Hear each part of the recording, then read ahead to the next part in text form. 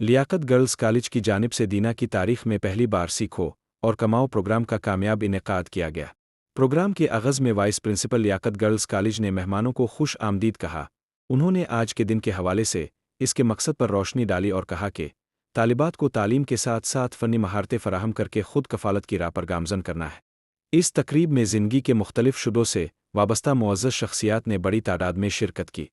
एकरी product making, beauty product making और social media marketing जैसी अहम महारतों को इंतहाई मुनासिब फ़ीस में लाने पर शुरका ने director Liaquat college professor Mubashir Hasan को खराज तहसीन पेश किया।